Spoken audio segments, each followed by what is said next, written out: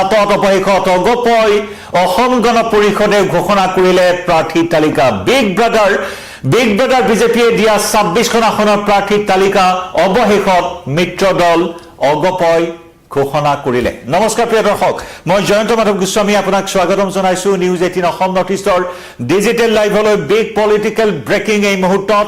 কালি 88টা সমষ্টিৰ বাবে বিজেপিৰ প্ৰাৰ্থী তালিকা ঘোষণা হোৱাৰ পিছত বা আজি আনুষ্ঠানিকভাৱে সেই তালিকা প্ৰকাশ কৰাৰ পিছত কিছু সময় পূৰ্বে অসম গণ পৰিষদে প্ৰকাশ কৰিলে প্ৰাৰ্থী তালিকা।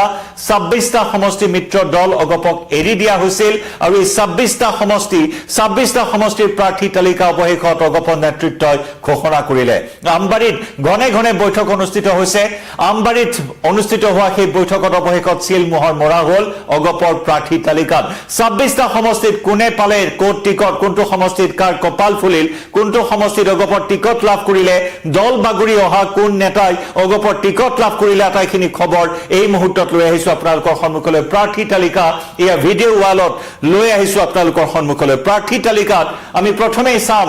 প্ৰাৰ্থী তালিকাত এয়া বোকাখাটত অতুল বৰাৰ প্ৰাৰ্থিত্ব চূড়ান্ত কৰা হৈছে।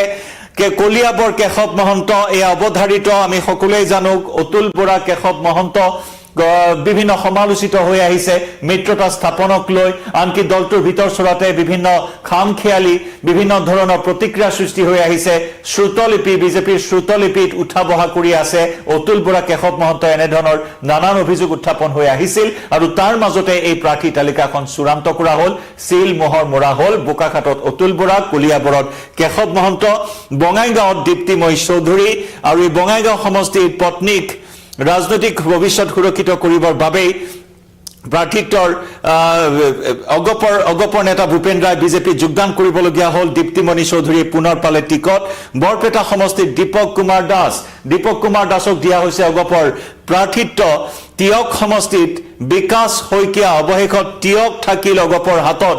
বিভিন্ন ধৰণৰ চৰ্চা আছিল যে টিয়ক সমষ্টি বিজেপি ৰাখিব নেকি, যদিও বা বিজেপি 88জনীয়া প্ৰাৰ্থী তালিকা প্ৰকাশ কৰিছে আৰু এই টিয়কক লৈ কিছু যেন জল্পনা কল্পনা চলি আছিল।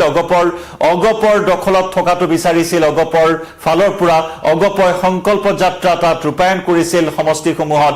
অগপৰ দখলত থকা সমষ্টি যাতে বিজেপিয়ে নলয় তাৰ বাবে কাকুতি মিনতি কৰিবলগীয়া হৈছিল আৰু অৱশেষত অগপৰ দখলতে থাকিল টিয়ক। অৱশ্যে এইবাৰ ৰেণুপমা ৰাজখোৱা নহয়, এইবাৰ টিয়কত অগপৰ প্ৰাৰ্থী হৈছে বিকাশ শইকীয়া। ডিমৰিয়াত প্ৰাৰ্থী ডক্টৰ তপন দাসৰ প্ৰাৰ্থিত্ব প্ৰায় চূড়ান্ত হৈছিল। ডক্টৰ তপন দাসক দিয়া হৈছে ডিমৰিয়াৰ প্ৰাৰ্থিত্ব। তেজপুৰৰ প্ৰাৰ্থী লাভ কৰিছে পৃথ্বীৰাজ ৰাভা। তেজপুৰক লৈও কিছু উদ্বিগ্ন হৈ আছিল পৃথ্বীৰাজ ৰাভাৰ পৰিৱৰ্তে আন কেইবাগৰাকীও শক্তিশালী দাবীদাৰ আছিল অগপৰ। গতিকে কোনে পাব টিকট, কোনে নাপাব এক উৎকণ্ঠা আছিল আৰু সেই উৎকণ্ঠাৰ অন্ত পৰিল, উৎকণ্ঠাৰ জবনিকা পৰিল। তেজপুৰ সমষ্টিটো পুনৰবাৰ টিকট লাভ কৰিলে পৃথ্বীৰাজ ৰাভাই। বজালী সমষ্টিলৈ আহিছো। বজালীত ধৰ্মেশ্বৰ ৰয়ক দিয়া হৈছে অগপৰ টিকট। হাজো শুৱালকুছি সমষ্টিত প্ৰকাশ চন্দ্ৰ দাস। এক্সচেঞ্জ ৰাজনীতি আমি দেখিবলৈ পাইছিলো, বিশেষকৈ দুটা সমষ্টিত এই এক্সচেঞ্জৰ ৰাজনীতি আমি দেখিবলৈ পাইছিলো। বঙাইগাঁও অভয়াপুৰীক কেন্দ্ৰ কৰি এক্সচেঞ্জৰ ৰাজনীতি আৰু একেদৰে হাজো শুৱালকুছিত য'ত নেকি প্ৰকাশ দাস বিজেপিৰ পৰা অগপত আহিল। পদুম ফুল এৰি হাতীৰ পিঠিত উঠি এতিয়া হাজো শুৱালকুছি সমষ্টিৰ পৰা প্ৰতিদ্বন্দ্বিতা কৰিব অগপৰ টিকটত প্ৰকাশ চন্দ্ৰ দাসে। একেদৰে শিৱসাগৰ সমষ্টিক লৈ কিছু অনিশ্চয়তা আছিল। বিজেপিয়ে দিব নে নিদিব, বিজেপিয়ে এৰিব নে নেৰিব, বিজেপিৰ প্ৰাৰ্থী দিব নেকি, এনেধৰণৰ চৰ্চা চলি আছিল আৰু তেনে সময়তে শিৱসাগৰ সমষ্টি এক প্ৰকাৰ চূড়ান্ত হ'ল। অগপৰ নামত দিয়া হ'ল এই শিৱসাগৰ সমষ্টি। শিৱসাগৰৰ এইবাৰৰ প্ৰাৰ্থী হ'ল প্ৰদীপ হাজৰিকা। কাৰণ আমগুৰি সমষ্টি কটন কৰা হৈছে। আমগুৰি সমষ্টি কটন কৰি টিয়ক আৰু শিৱসাগৰত অন্তৰ্ভুক্ত কৰা হৈছে বিস্তীৰ্ণ অঞ্চল আৰু সেই শিৱসাগৰ সমষ্টি দাবী কৰি আহিছিল অগপই। সেই মৰ্মে প্ৰদীপ হাজৰিকাক দিয়া হৈছে টিকট অগপৰ ফালৰ পৰা। বিজেপিয়ে এইবাৰ অগপক এৰি দিছে শিৱসাগৰ সমষ্টি। প্ৰদীপ হাজৰিকা হ'ব অগপৰ প্ৰাৰ্থী। একেদৰে নাওবৈচালৈ আহিছো। নাওবৈচাৰ অন্যতম এক আকৰ্ষণীয় খবৰ এই মুহূৰ্তত।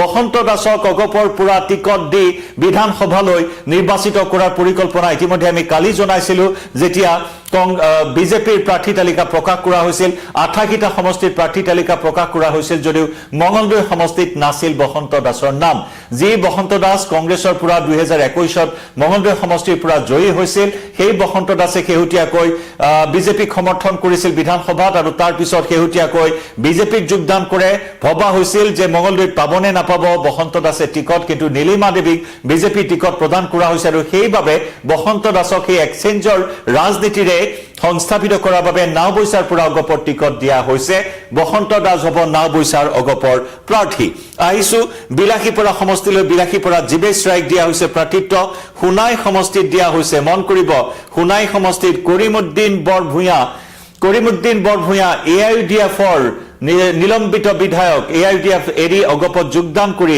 হুনাই সমষ্টিৰ পৰা অগপৰ টিকটত আকৌ এবাৰ নিৰ্বাচনত অৱতীৰ্ণ হ'ব কৰিমউদ্দিন বৰভূঞা একাংশ গাদ্দাৰক অগপই নিজৰ দললৈ আমন্ত্ৰণ জনোৱা দললৈ স্বাগতম জনোৱা কেন্দ্ৰ কৰিও অগপ সমালোচিত হৈছে যি কৰিমউদ্দিন বৰভূঞা বিতৰ্কিত এগৰাকী এআইইউডিএফৰ বিধায়ক এগৰাকী গাদ্দাৰ বিধায়ক হিচাপে চিনাকি আছে আৰু সেই গাদ্দাৰ বিধায়কক এবাৰ কৰিমউদ্দিন বৰভূঞাক হুনাই সমষ্টিত অগপৰ ফালৰ পৰা দিয়া হৈছে টিকট কৰিমগঞ্জ সাউথ দক্ষিণ কৰিমগঞ্জত ইকবাল হুছেইনক প্ৰাৰ্থিত্ব দিয়া হৈছে মানকাছৰত জাবেদ ইছলাম এগৰাকী অগপৰ নেতা জাবেদ ইছলামে আকৌ এবাৰ মানকাছৰৰ পৰা বিধানসভাত অৱতীৰ্ণ হৈছে গোৱালপাৰা ইষ্টত আব্দুল ৰহিম জিব্ৰানক প্ৰাৰ্থিত্ব প্ৰদান কৰা হৈছে আলগাপুৰ কাটলিচেৰা দিয়া হৈছে জাকিৰ হুছেইন লস্কৰ আলগাপুৰ কাটলিচেৰা জাকিৰ হুছেইন লস্কৰ এআইইউডিএফৰ নিলম্বিত এআইইউডিএফৰ পৰা দল ত্যাগ কৰি অগপত যোগদান কৰি জাকিৰ হুছেইন লস্কৰে পালে অগপৰ টিকট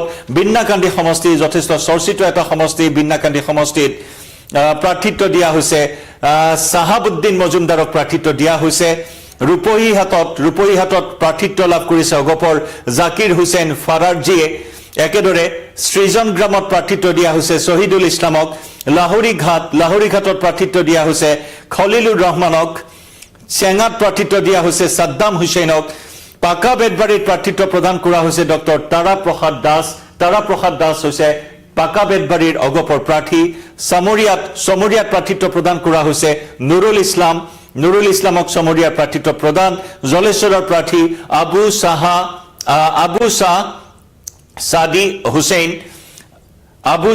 সাদি হুছেইনক দিয়া হৈছে জলেশ্বৰৰ প্ৰাৰ্থিত্ব আৰু 26 নম্বৰ একেবাৰে শেষৰটো সমষ্টি গৌৰীপুৰত মেহতাবুল হকক দিয়া হৈছে অগপৰ প্ৰাৰ্থিত্ব এয়া হৈছে এই মুহূৰ্তৰ ডাঙৰ খবৰ অৱশেষত অগপই 26 জনীয়া প্ৰাৰ্থী তালিকা ঘোষণা কৰিলে আৰু এই 26টা সমষ্টিত এনেদৰে প্ৰাৰ্থিত্বত সিলমোহৰ মাৰি বিজেপিৰ পিছে মিত্ৰ দল অগপয়ো 26টা সমষ্টিত প্ৰাৰ্থী তালিকা ঘোষণা কৰিলে আৰু এনেদৰে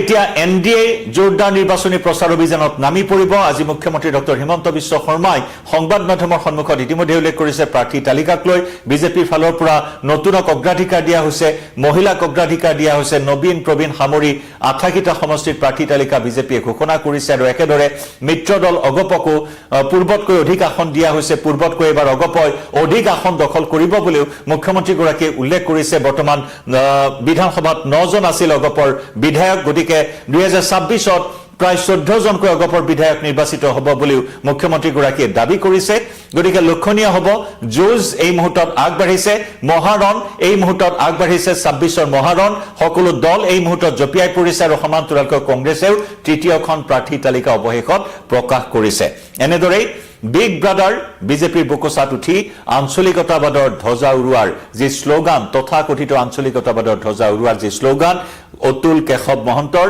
আৰু এনেদৰে এতিয়া নিৰ্বাচনী বৈতৰণি পাৰ হোৱাৰ মন মেলিছে 26 জনীয়া প্ৰাৰ্থী তালিকা ঘোষণা কৰি অসম গণ পৰিষদে লক্ষণীয় হ'ব কেনে হ'ব এই যুঁজখন প্ৰিয় দৰ্শক আপুনি জনাব পাৰে আপোনাৰ মতামত কমেন্ট সেকশনত কোন সমষ্টিত কেনে হ'ব ৰণ এনডিএ বনাম বিৰোধী মিত্ৰজোঁট জনাব পাৰে আপোনাৰ মতামত লাইভৰ পৰা বিদায় লম নমস্কাৰ